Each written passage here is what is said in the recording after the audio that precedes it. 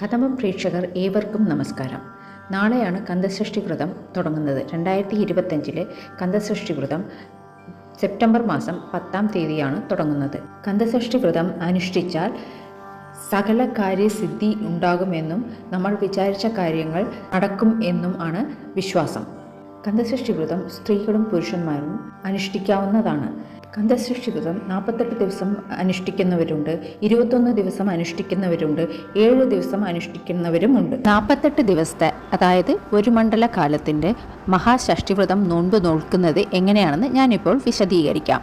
ചില മുരുക ഭക്തന്മാർ ഈ 48 ദിവസവും സസ്യാഹാരം മാത്രമേ ഭക്ഷിക്കുകയുള്ളൂ. വേറു ചില പഴവും പച്ചക്കറികളും മാത്രം ഭക്ഷിച്ചുകൊണ്ട് ഈ 48 ദിവസവും വ്രതം അനുഷ്ഠിക്കാറുണ്ട്. ചിലർ ഒരു നേരം മാത്രം അരി ഭക്ഷണവും ബാക്കിയുള്ള 2 നേരവും അരിയല്ലാത്ത പദാർത്ഥങ്ങളും, അതായത് ചപ്പാത്തിയോ ഉപ്പുമാവോ അല്ലെങ്കിൽ പഴവർഗ്ഗങ്ങളും പാലോ അങ്ങനെ വ്രതം അനുഷ്ഠിക്കാറുണ്ട്. വ്രതം നോക്കുന്ന എല്ലാവരോടും എനിക്ക് പറയാനുള്ളത് അവരവരുടെ ആരോഗ്യസ്ഥിതി അനുസരിച്ചുള്ള വ്രതം നോക്കുന്നതാണ് നല്ലത്. പീരിയഡ് സമയത്ത് വീട്ടിലുള്ള മുതിർന്നവരെ കൊണ്ട് ദീപം തെളിയിക്കാൻ പറയുക. 4 ദിവസം കഴിഞ്ഞ് കുളിച്ചതിന് ശേഷം വ്രതം തുടരുക.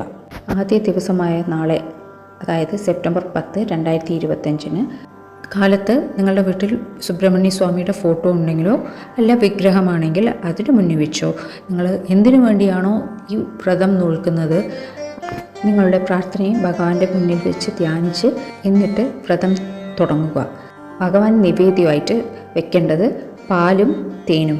കാച്ചിയ പാലിൽ തേനൊഴിച്ച് നിവേദ്യമായിട്ട് ഭഗവാന് സമർപ്പിക്കുക. വരും 48 ദിവസങ്ങളിൽ കന്തസഷ്ടി കവചവും വേൽമാറലും കേൾക്കുക അല്ലെങ്കിൽ പാരായണം ചെയ്യുക. ഇതുപോലുള്ള ആത്മീയ വിവരങ്ങൾ അറിയാൻ നമ്മളുടെ ചാനൽ സബ്സ്ക്രൈബ് ചെയ്യുക. നന്ദി, നമസ്കാരം.